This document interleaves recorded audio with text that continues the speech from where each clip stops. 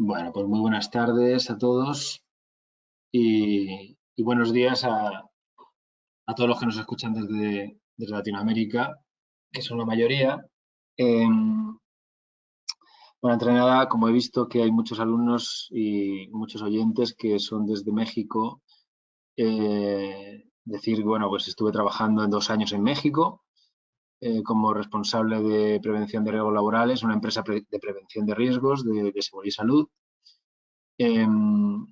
También estuve trabajando como 4 o 5 meses solo, enviado a Ecuador, en esa misma empresa, y algunos trabajos puntuales también en Colombia, en Jamaica, en República Dominicana y en Colombia. Entonces, muchas de las cosas que voy a decir, pues son de España, pero también son de allá, ¿de acuerdo? Algo de legislación, pero bueno, me quiero centrar sobre todo más que de legislación, porque, bueno, pues hay muchas, pero al final todas son muy parecidas. Todas vienen a decir un poquito lo mismo y bueno, pues vamos a empezar, si os parece.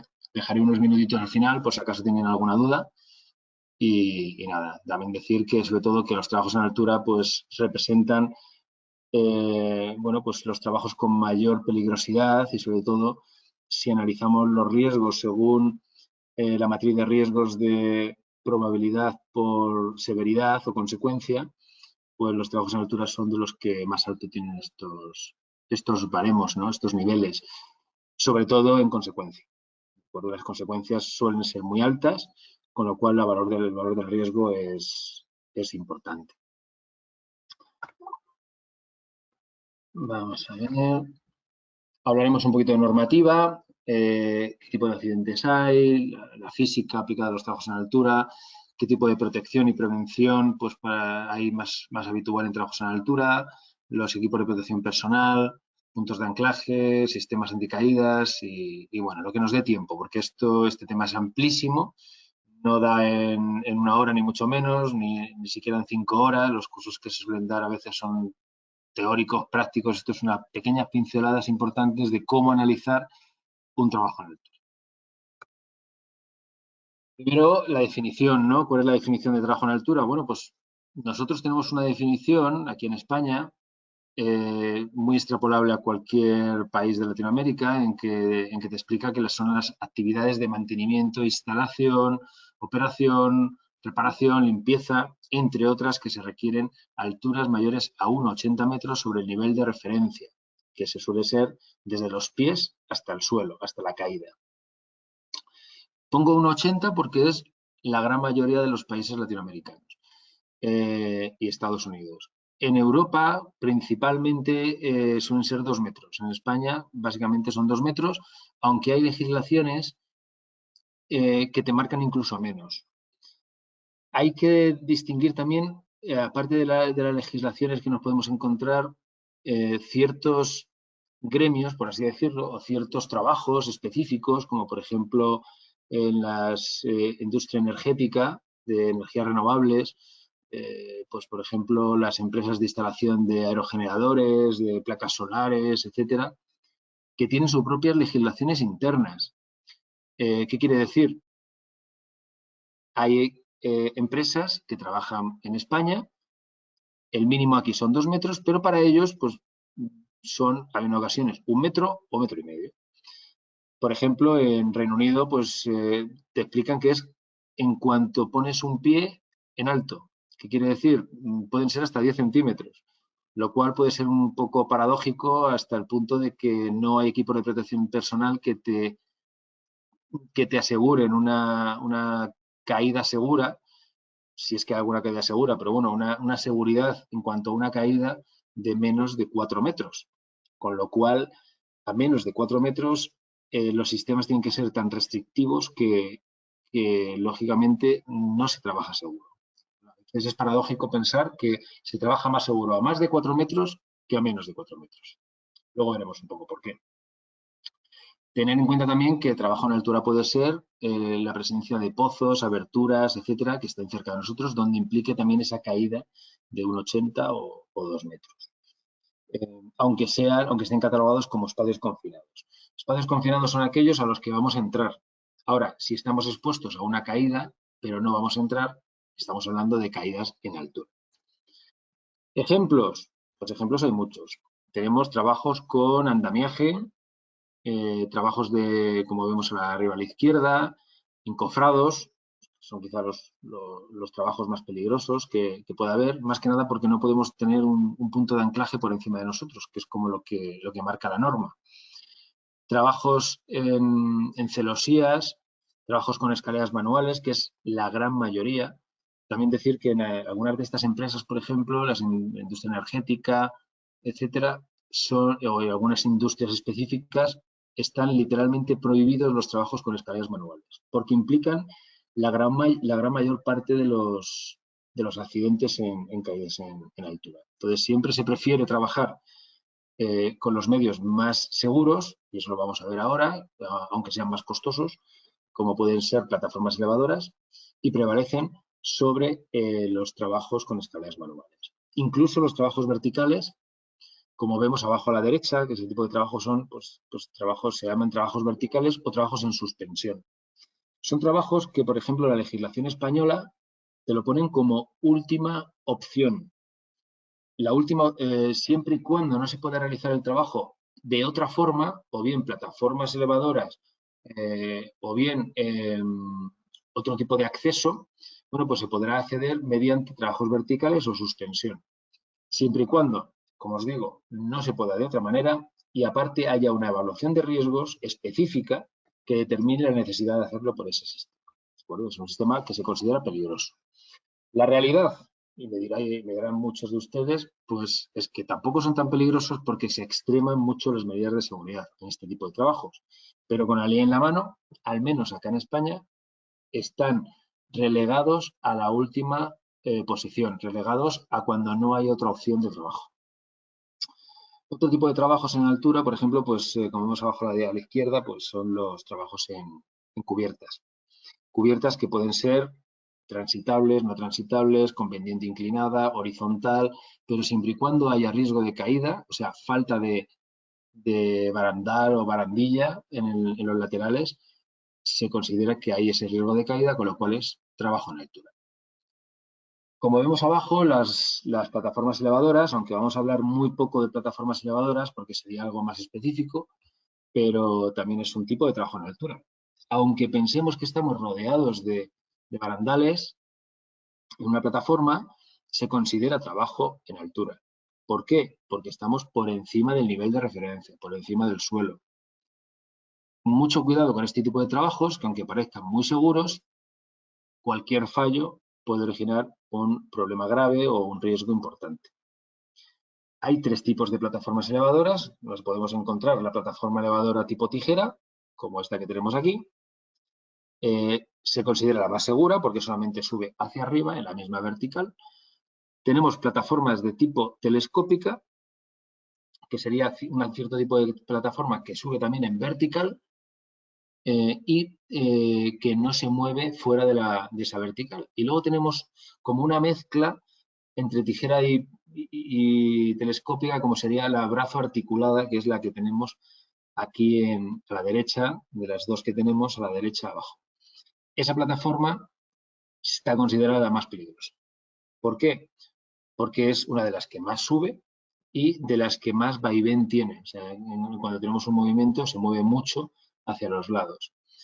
Todas estas plataformas, si están fabricados bajo la normativa actual, tienen que tener unas medidas de seguridad mínimas, como por ejemplo la imposibilidad de movimiento cuando están desplegadas, imposibilidad de subir verticalmente cuando no están a nivel, cuando no están puestas las patas o los sistemas de apoyo extras, con lo cual, en principio, si se utilizan bien, son muy seguras. Por eso se prevalecen sobre otro tipo de trabajos.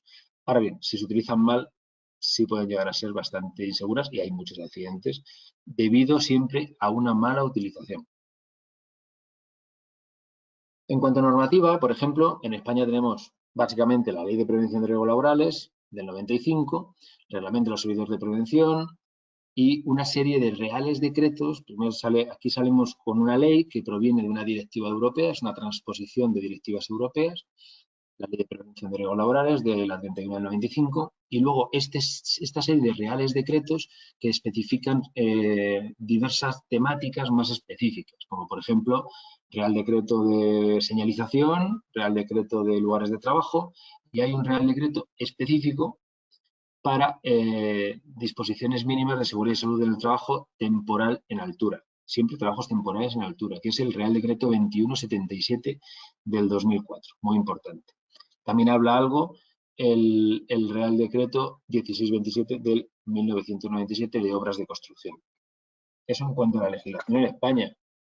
Hay mucha más normativa, como podemos ver aquí, y aún hay una serie de normativas que, aunque no son de obligado cumplimiento, pero sí son normativas de referencia. Suelen estar editadas y promulgadas por el Instituto Nacional de Seguridad e Higiene del Trabajo, en cuya página web, por ejemplo, podemos descargarnos las notas técnicas de prevención. Hay multitud de notas técnicas de prevención para cada tipo de trabajos peligrosos, como por ejemplo pueden ser la nota técnica de prevención NTP 223 para trabajos en recintos confinados, la 560 para instrucciones de trabajo, y hay también bastantes para trabajos en altura, por ejemplo, para trabajos verticales, etc.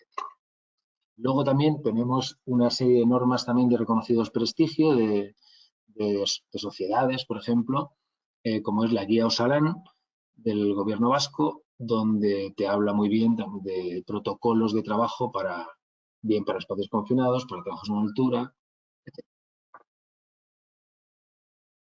Aquí en España y en Europa, todos los equipos de protección individual o personal tienen que tener una normativa UNE viene de European Normative, específica para cada equipo de protección personal. De esa forma, por ejemplo, podemos tener la 341, la EN 341 para dispositivos de descenso, eso para trabajos en áreas verticales. Para dispositivos anticaídas deslizantes con línea de anclaje rígida, pues tenemos la 353-1, etc. Elementos de amarre, la 354, absorbedores de energía, la 355, o sea, para cada uno de los dispositivos que tenemos, de los EPPs, tenemos una norma de regulación normativa. De esa forma, los arneses anticaídas, que es quizá la más importante, sigue la 361. Como veremos, puede seguir también la 358 si además el arnés de anticaída pues tiene cinturón con anillas laterales, o la 813, si no recuerdo mal, si tiene la anilla principal o anilla ventral, que es para trabajos verticales, para trabajos en suspensión. Como veis, multitud de normas de aplicación para todo tipo de equipos de protección individual o personal, lo cual aquí lo tenemos fácil. ¿Qué pasa en Latinoamérica? Bueno, en Latinoamérica, pues igualmente tienen una serie de normas específicas, en ocasiones más específicas que aquí en España, en ocasiones no, también depende. Cuando no llegamos a una normativa específica, podemos seguir otras normativas de reconocido prestigio, o bien de otros países, o bien normativas de algún tipo de asociación de empresas de trabajos verticales, etcétera, como puede ser IRATA o ANEDVA en España. IRATA, que es la Asociación de Empresas de Trabajos Verticales, es como un estándar de formación para trabajos en altura. Decir que, por ejemplo, en función del tipo de actividad, podemos tener diversos tipos de estándar regulatorio a nivel de formación. Por ejemplo, las empresas que trabajan en aerogeneradores, aparte de poder tener la formación o capacitación mínima que regule cada legislación de cada país, ellos tienen su propio estándar que se llama GWO, Global Wind Organization. Esta organización lo que regula pues, es que toda la persona que suba a un aerogenerador tiene que tener un mínimo de, creo que son 40 horas, yo me lo saqué hace años, y caduca cada 2 años. Entonces, cada 2 años tiene que hacer un refresh, ¿no? un review de esa formación. Pero básicamente es una semana donde se dan 3 días de trabajo en altura, 2 o 3 días, formación en primeros auxilios, etcétera. Pero ellos tienen su propia normativa específica. No es de obligado cumplimiento en cada país, pero es de obligado cumplimiento si vas a entrar a un aerogenerador o si vas a entrar a un parque eólico. Por ejemplo, en México tenemos la Ley del Seguro Social, la Ley Federal del Trabajo y luego, pues, más específico, la norma oficial mexicana, la NOM 009 de la Secretaría de Trabajo y Previsión Social del 2011 para trabajos en altura, por ejemplo.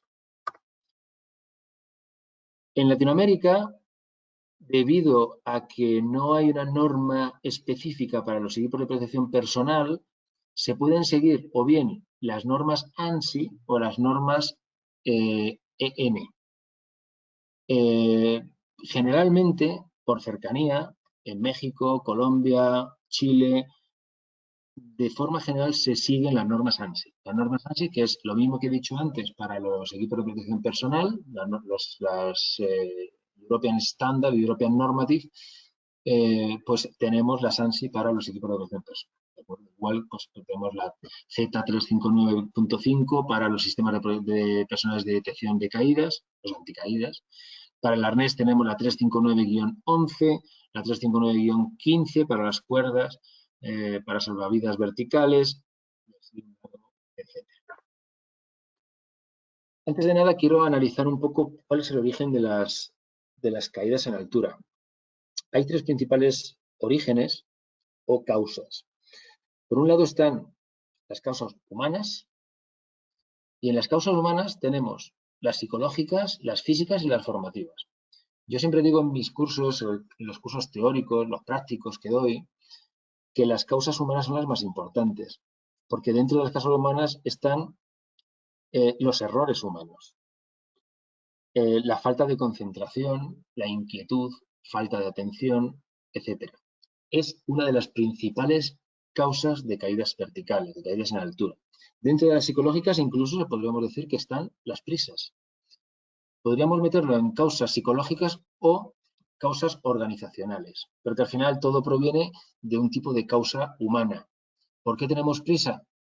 Bueno, principalmente por una falta de organización dentro de la empresa o principalmente porque el trabajador directamente toma atajos que no tiene que tomar. Para eso también las empresas tienen que estar pues para abrir una serie de recursos, de expedientes a aquellos trabajadores que no siguen este tipo de normas. Las normas internas que tenga la empresa y también las normas específicas del país en el que se encuentra. Causas físicas, vértigos, mareos, edad, fortaleza. Causas formativas, incorrecta utilización de los medios, de los EPPs, etc. Es importante saber que de forma general en todos los países para trabajar en altura tienes que tener más de 18 años, tienes que tener un certificado médico de aptitud específico para trabajo en altura, una formación teórica, una formación práctica. Deberíamos de tener una autorización escrita de la empresa por ser un trabajo especial de especial peligrosidad y unos cursos de reciclaje. Todo ello englobado en un procedimiento de trabajo perfectamente especificado y específico. Dentro de las causas de los accidentes también nos podemos encontrar, aparte de las humanas, las materiales, carencia de EPPs, uso de equipos no adecuados, falta de mantenimiento y revisión de los EPPs, etc. Para ello tenemos que tener varios procedimientos. Uno es el procedimiento de compra. Vamos a comprar los EPPs que realmente son adecuados para el tipo de trabajo que tenemos. Para ello, estos procedimientos tiene que hacerlo un especialista en la materia. No vale cualquier EPP. Cada EPP es específico. Unos procedimientos de revisión y de gestión de los equipos de protección personal. Muy importante, cada cuánto se revisa y quién lo tiene que revisar. Y eso también es muy importante. ¿Cada cuánto se revisa?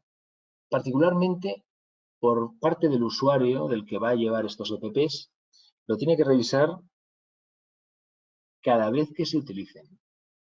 Cada vez que se utilizan hay que hacer una pequeña revisión rápida. Si se utiliza a diario, una pequeña revisión rápida de todos tus materiales, de cuáles dispones, de cómo se encuentran, de que si les pasó algo en la última vez que se utilizaron, etc. Por otra parte, habría que revisar estos EPPs cuando no se utilizan por la misma persona. ¿Qué quiere decir? Equipos de protección personal significan que solamente pueden ser usados por una persona en un momento determinado, pero no quiere decir que no se pueden utilizar por distintos trabajadores en distintos momentos. Un arnés, por ejemplo, lo ideal es que sea de un solo trabajador, que no se cambie de trabajador. Pero claro, una cuerda hay veces que sí se puede utilizar por varios trabajadores diferentes. Bueno, siempre que se cambie, siempre que se dejen, que se presten, que se utilicen por diversos trabajadores, en cuanto pasa de unas manos a otra cualquier EPP, hay que hacer una revisión. ¿Quién la tiene que hacer la revisión? El último que la ha utilizado. Eso sobre todo, exponiendo que no ha tenido ninguna caída, que no se le ha hecho un mal uso, etcétera. Y el nuevo trabajador debería de también hacer una pequeña revisión. Eso respecto al usuario. ¿Cada cuánto hay que hacer las revisiones oficiales? Bueno, algunas legislaciones se marcan anualmente, pero aquí nos vamos a regular bajo el paraguas o bajo la normativa específica de las propias instrucciones de uso del equipo de protección personal. Las instrucciones de uso es lo más importante, están prácticamente por encima de la legislación, no va a haber una legislación que te contradiga una instrucción de uso, y si las instrucciones de uso te marcan que hay que hacer una revisión anual, mínimo, pues anualmente hay que hacerla. Y la tiene que hacer un agente o un trabajador cualificado para poder hacerla. Y generalmente las empresas de equipos de protección individual o personal cualifican a estos trabajadores para poder hacer esas revisiones. Esto implica, claro, un embrollo enorme porque al final no todos los trabajos, no todas las empresas compran a un mismo suministrador, pues imaginaos que muchas veces todas las empresas, todos los fabricantes deberían de dar formación y capacitación de cómo revisar sus propios equipos de protección personal a todos los trabajadores usuarios, o por lo menos a uno por empresa.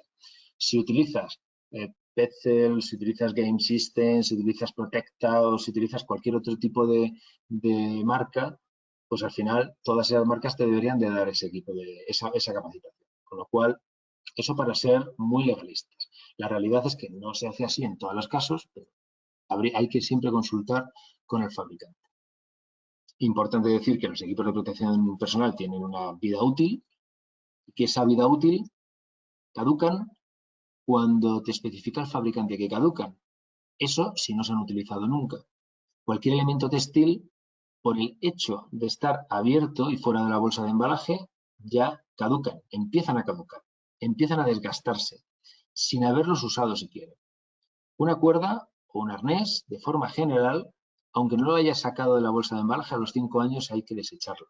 Y desecharlo supone tirarlo e incluso destruirlo, para que nadie lo pueda volver a utilizar.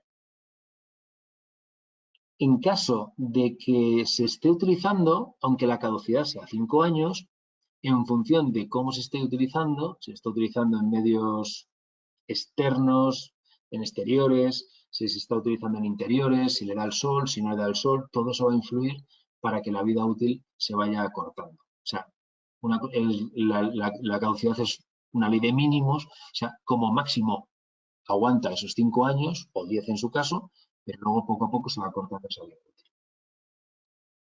Y luego hay unas causas que son las causas organizacionales o organizativas.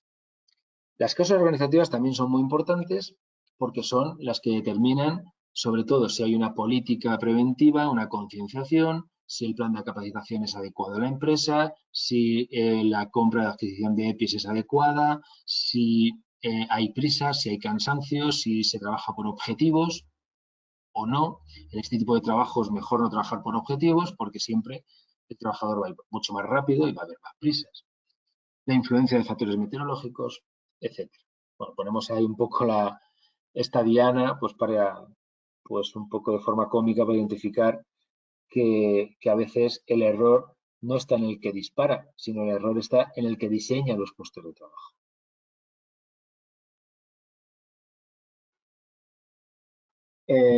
¿Hay accidentes evitables?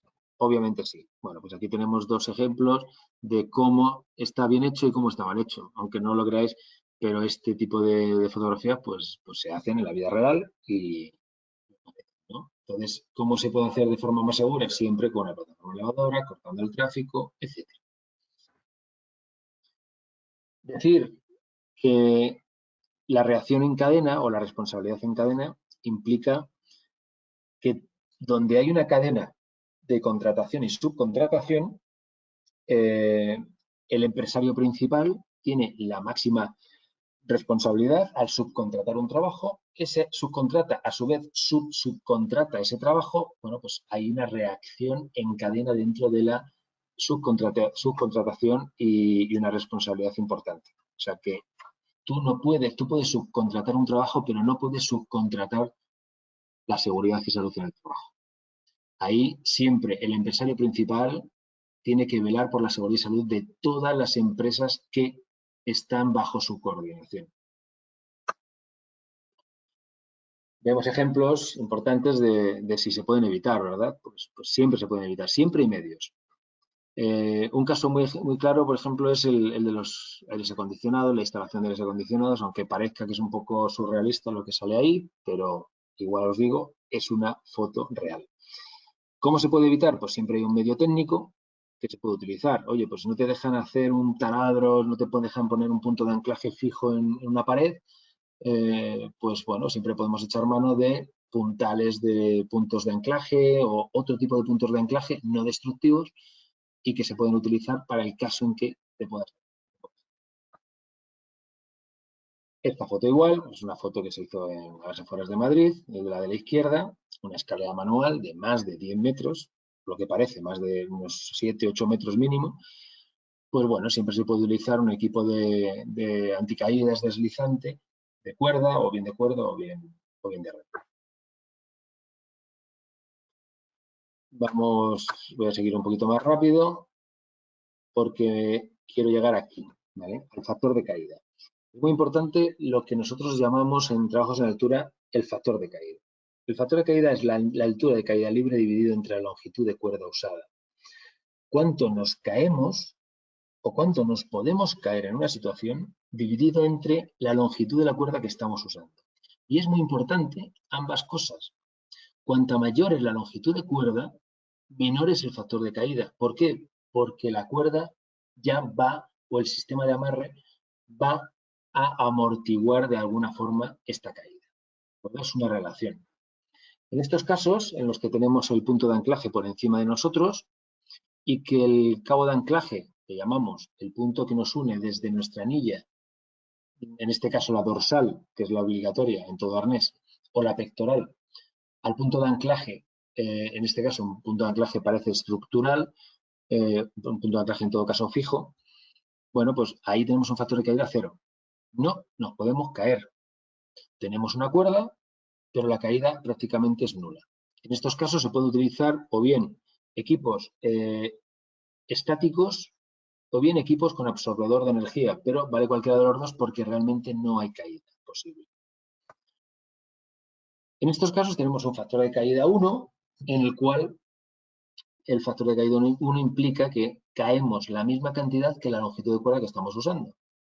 En estos casos no se pueden utilizar medios estáticos, hay que utilizar medios dinámicos, medios en los cuales en la caída se prolonguen y nos den más cuerda para amortiguar esa caída. Este es el mayor factor de caída que deberíamos de trabajar en trabajos en altura. No deberíamos de estar anclados por debajo del punto de anclaje de nuestro cuerpo, siempre anclados a un punto superior. De esa forma evitaremos, primero, que la caída sea alta, con lo cual el choque, el factor de choque entre nuestro arnés y nuestro cuerpo sea grande, y por otra parte, haremos también que la relación entre la longitud de caída y la longitud de cuerda usada sea menor.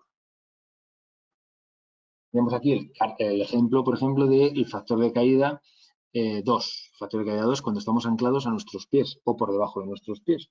En este tipo de factores de caída es muy importante utilizar medios solamente dinámicos y solamente con una evaluación de riesgos que especifique que no hay otra opción y que no se puede hacer de otra forma. Porque el choque entre la caída y nuestro cuerpo va a ser muy grande. No tenemos que perder de vista que, por ejemplo, una caída de un par de metros, nuestro cuerpo ejerce una fuerza de caída aproximadamente de 10 veces la velocidad o la aceleración, mejor dicho, de la gravedad, 10 veces nuestro peso corporal. Si pesamos 80 kilos, en caída libre vamos a ejercer una fuerza de 8 kilonewtons. 8 kilonewtons que traducido en kilos se podría decir que es una caída de 800 kilos. O sea, 80 kilos se multiplica por 10. Todos los equipos de protección individual o personal al menos van a asegurar una caída de 15 kilonewtons, unos 150 kilos en caída libre o 1.500 kilos en estático. Prácticamente todos los equipos de protección individual están calibrados o están pensados para soportar esas caídas.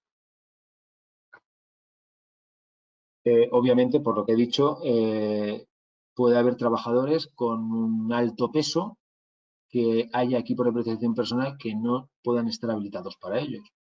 Por ejemplo, se me ocurre el ASAP de PELF, que es un dispositivo anticaída de cuerda, deslizante de cuerda, que te marca específicamente que no puede ser utilizado por trabajadores con más de 120 kilos.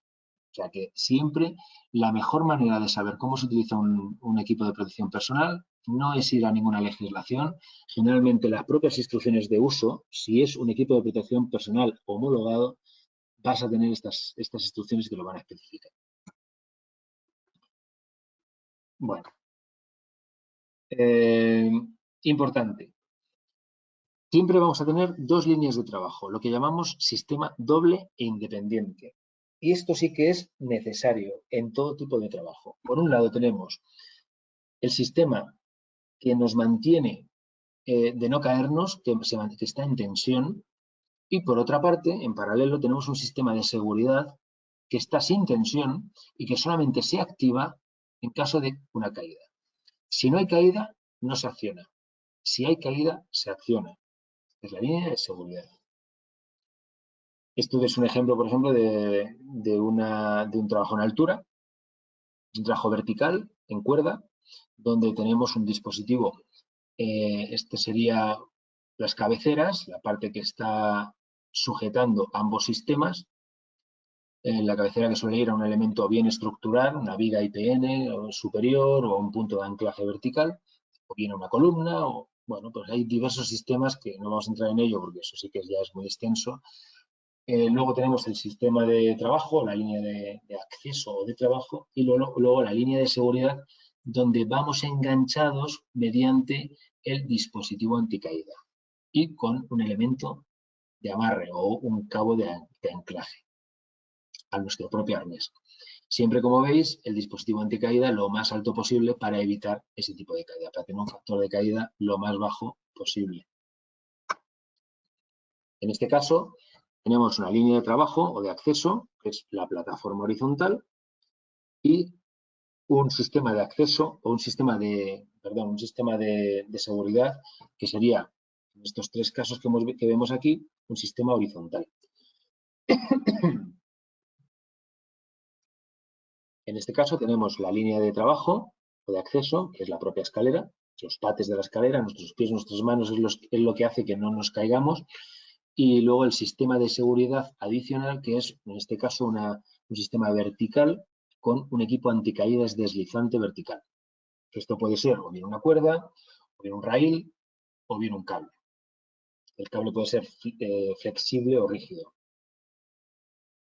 Y este es el caso que os decía también del dispositivo anticaída, o sea, del dispositivo del sistema doble para trabajos en suspensión. Y bueno, vamos a entrar ya un poquito a hablar de los propios equipos de protección personal, los más típicos así para trabajos verticales o trabajos en altura. Tenemos las dos normativas, por un lado tenemos la ANSI y la normativa de la Comunidad Europea, que sigue la norma EN, la European Normative. Es importante saber que, bueno, dentro de los equipos de protección personal tenemos tres categorías, la categoría 1, la categoría 2 y la categoría 3. Bueno, pues todos los equipos de protección personal para trabajos en altura, específicos de trabajos en altura, son categoría 3. La categoría 3 es la máxima que hay y es la que evita riesgos importantes para la salud del trabajador, incluso riesgos de fallecimiento. Hay unas indicaciones que he puesto aquí como importantes, o me parecen importantes, como es no usar equipos deportivos nunca. Los equipos deportivos suelen estar mucho más aligerados que los equipos de trabajo y no soportan las mismas presiones que los equipos de trabajo. No modificar los EPPs. ¿Qué quiero decir con esto? No escribir con tinta en los arneses para poner nombres, no hacer agujeros en los cascos para aumentar la ventilación, ese tipo de modificaciones.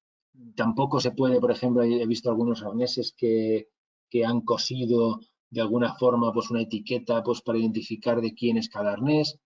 Bueno, pues todo eso hace una degradación del propio arnés en ese punto. Entonces, nos tenemos que acordar de que hay un dicho que es muy interesante en estos casos, que toda cadena es tan fuerte como el eslabón más débil. Podemos tener una cadena con unos eslabones muy fuertes, pero si hay uno que falla, si hay uno que es flojo, al final la cadena se va a romper por ese. Con lo cual la cadena toda entera va a ser tan fuerte como el eslabón más débil.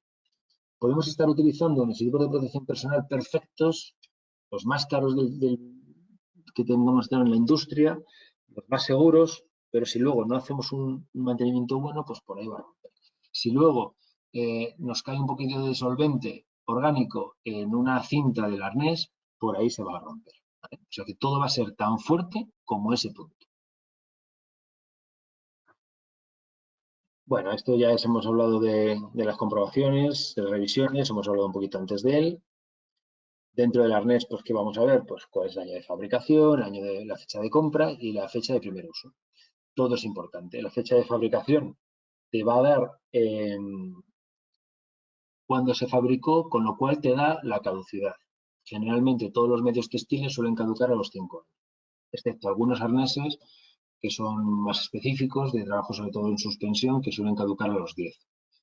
La fecha de compra, lo que te va a dar de información, precisamente es cuánto tiempo ha estado ese arnés dentro de un almacén, generalmente en buenas condiciones, en sombra, sin darle la luz directa del sol, etcétera. Es muy importante cuando compramos un arnés verificar también cuándo se ha fabricado. No compremos arneses que se han fabricado 3 años antes. Han estado 3 años en stock, en almacén, y le hemos quitado 3 años de vida a ese arnés. Arnés, cuerda o lo que sea. Con lo cual, ¿qué suele pasar a veces? Bueno, pues que te encuentras que hay fabricantes o suministradores que te hacen descuentos especiales porque, bueno, es un descuento especial en un arnés y no nos damos cuenta de que estamos adquiriendo un arnés con una fecha de fabricación de hace 3 años. Ya le estamos quitando 3 años de vida a ese arnés. Si el arnés tiene 5 años de vida, como mucho va a tener 2. Es importante todo ese tipo de cosas. Fecha del primer uso.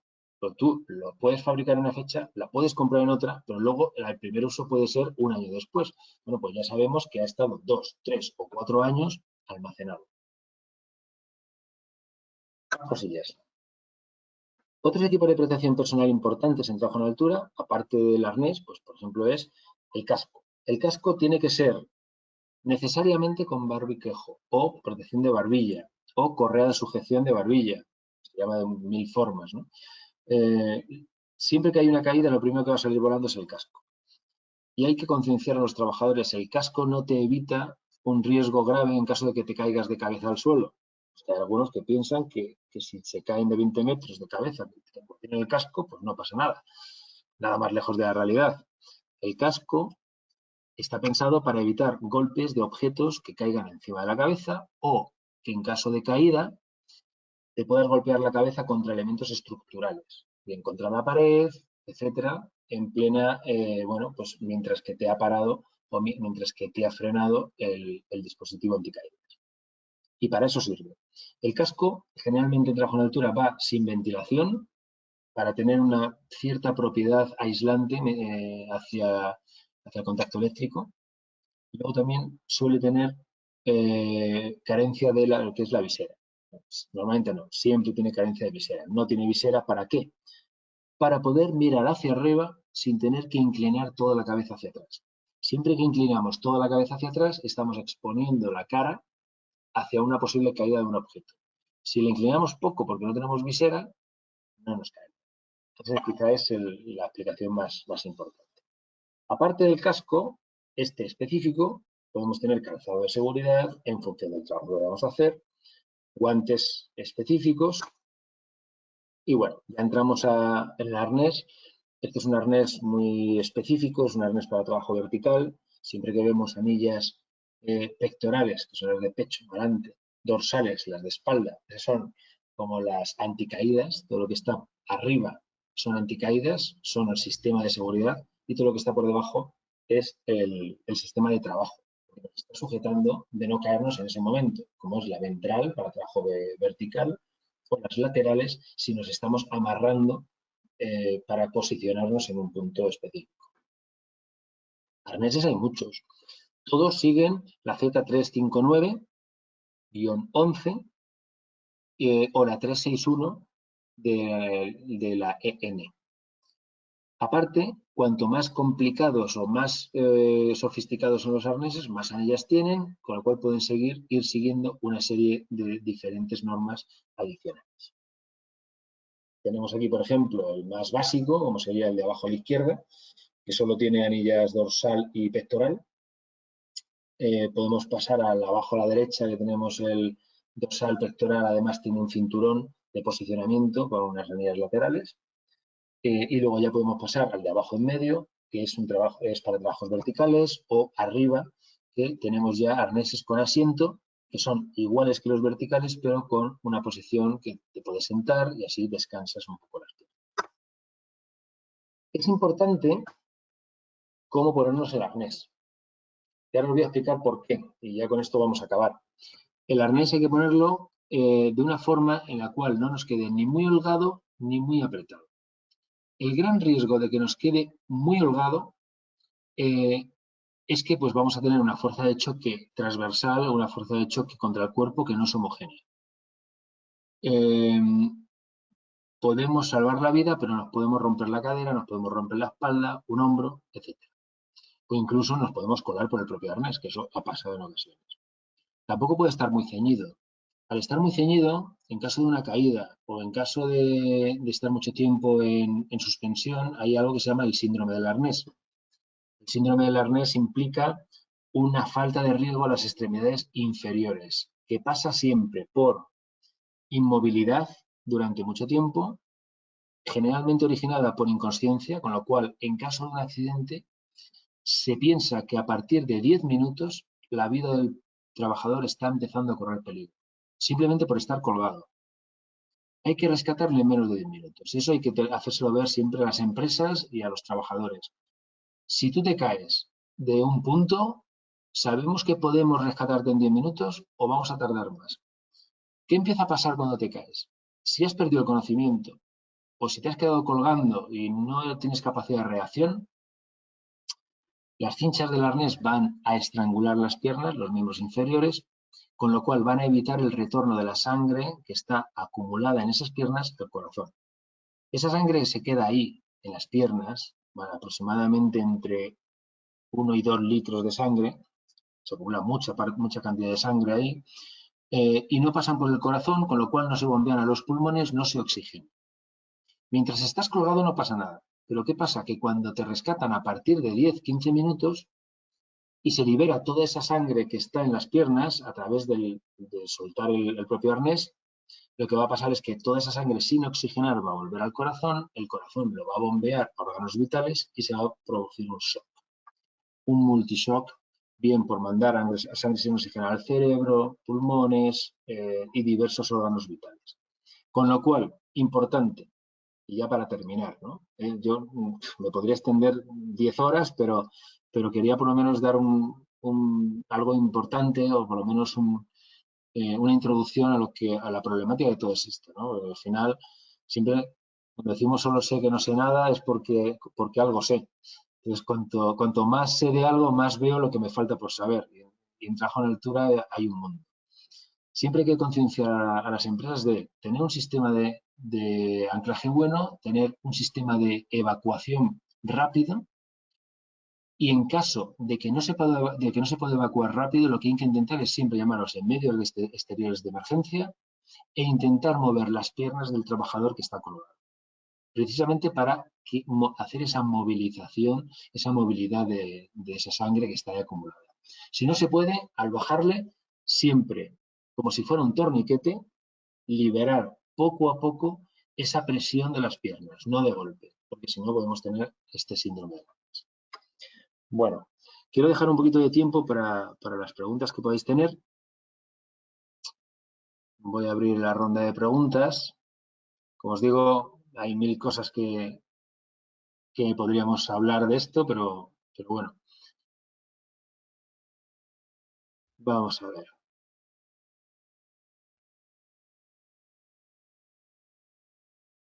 Voy a leer un poquillo algunas. ¿En qué norma puedo ver que un arnés solo tiene 5 años de utilidad?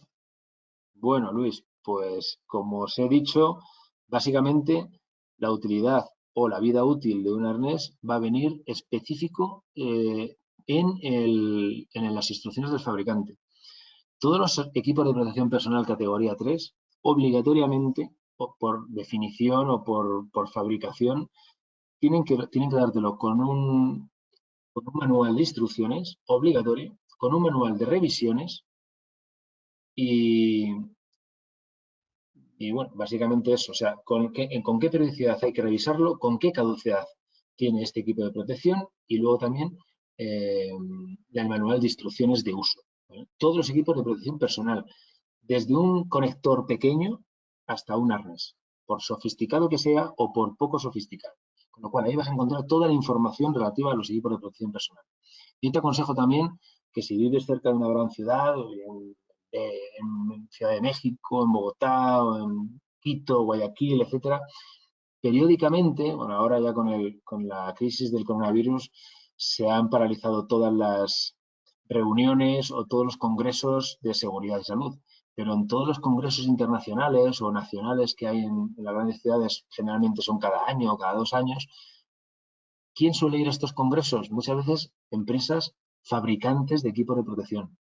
Esas empresas son las que, si están homologadas para fabricar estos equipos, y los equipos que fabrican están homologados, te van a dar la mayor información, tanto de uso como de control.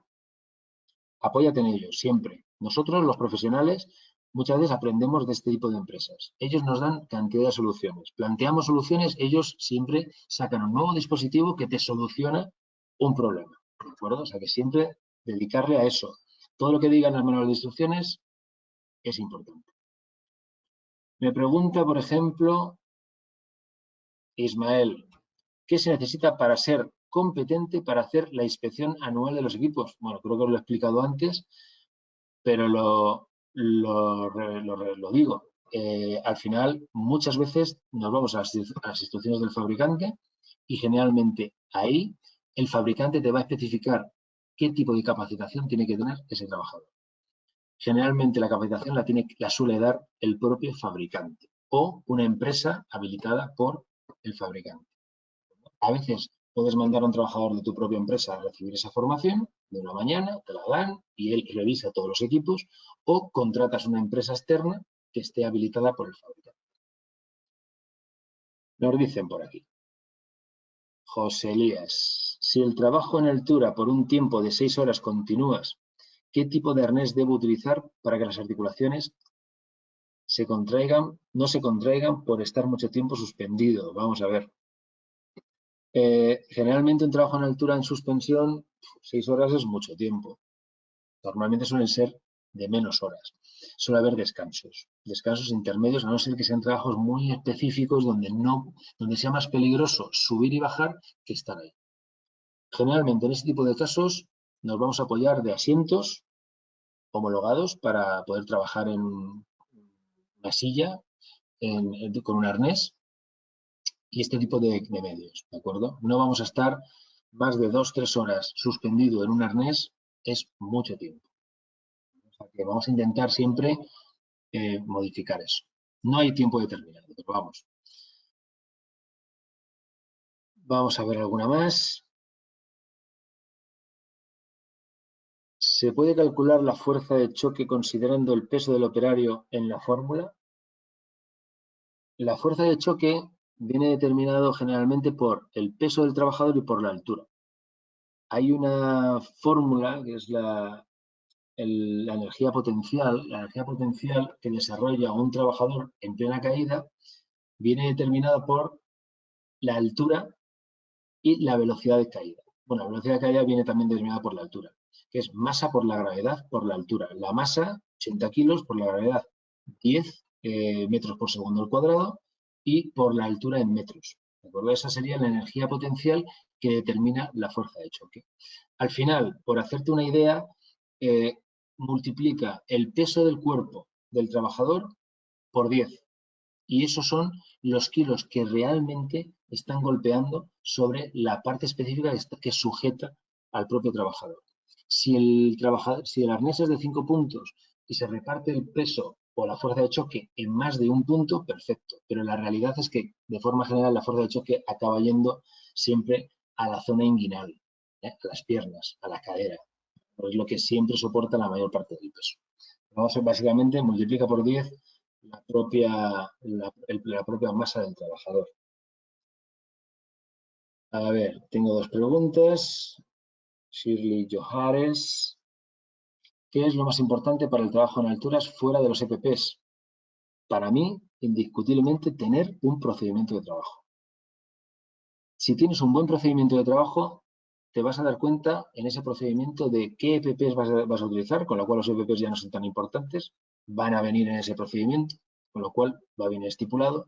En ese procedimiento de trabajo firmado por alguien competente, por alguien que sepa de lo que está diciendo, te va a venir también la capacitación del trabajador, te va a venir también el proceso o la forma de realización de este trabajo en altura. ¿Dónde te vas a anclar? ¿Qué tipo de punto de anclaje vamos a utilizar? Si es estructural, si es temporal, si es fijo, etcétera. Pero todo va a venir en ese procedimiento de trabajo. También en ese procedimiento de trabajo viene algo importante, que es el permiso de trabajo. Podemos hacer un procedimiento para un tipo de trabajo que se repite periódicamente, muchas veces, pero tenemos que tener un permiso de trabajo individual para cada tajo, para cada trabajo en un turno de trabajo. De forma que cuando cambia el turno de trabajo o cambia el día, se realiza un nuevo permiso de trabajo, porque las condiciones pueden cambiar. Si tenemos un buen procedimiento de trabajo, ahí va a venir englobado todo. Con lo cual, para mí, sin lugar a dudas, es lo más importante. Siempre que ponemos a alguien la firma en un procedimiento de trabajo, al final tenemos la responsabilidad y vamos a querer que se haga bien. Con lo cual, la responsabilidad viene determinada por ese procedimiento. Me preguntan, ¿en superficies protegidas perimetralmente por barandas es requerido el uso del arnés? José Fernando. Bueno, si estamos trabajando en una superficie, una techumbre o en un paramento horizontal, en un tejado, en un techo, que es horizontal y tenemos barandas perimetrales y no hay riesgo de hundimiento en ningún sitio, no es obligatorio el arnés. Tenemos barandillas aproximadamente a 90 centímetros o 1 metro de altura con protección intermedia y con rodadero. Ahora bien, ¿cuándo necesitamos utilizar equipo de protección individual aun teniendo barandillas? Cuando tenemos riesgo de hundimiento, puede ser por claraboyas, puede ser por zonas donde entra la iluminación solar, que pueden tener baja resistencia, puede ser porque tengamos un tejado de baja resistencia general, o puede ser incluso porque estemos trabajando en un tejado inclinado, generalmente con más de un 20% de inclinación. En ese caso, obligatorio barandas también. O sea, obligatorio barandas, obligatorio arnés, aunque tengamos barandas, con más del 20% de forma general. ¿De acuerdo? Os digo que también tenéis que ver un poquito la regulación de cada país, pero de forma general se marca un poco este tipo de... En función del país, el país pues te va a marcar que a lo mejor la inclinación de un techo inclinado peligroso, pues aquí puede ser el 20% y allí puede ser 10 o un 30%. Pero la realidad es que siempre utilizarlas cuando hay un paramento que es con baja resistencia, posibilidad de hundimiento, etc. A ver si hay alguna pregunta más y ya voy a acabar. Yo creo que voy a acabar porque bueno, ya se acabó el tiempo, ya se nos ha ido la hora, la verdad es que se ha ido súper rápido, muchas cosas por hablar. Quiero daros las gracias a todos, habéis visto estado de cantidad de países, con cantidad de formas diferentes de trabajar, pero al final siempre que buscamos pues trabajar seguros. Yo siempre digo en los trabajos que bueno, si hoy trabajas seguro, seguro que trabajas mañana. Eso es algo que les queda muy grabado a los trabajadores, como diciendo, ostras, pues es verdad. Entonces, nada, pues que os animo a llevar a cabo todas estas cosas y cualquier cosa, pues estamos en EALDE. Muchas gracias y un saludo.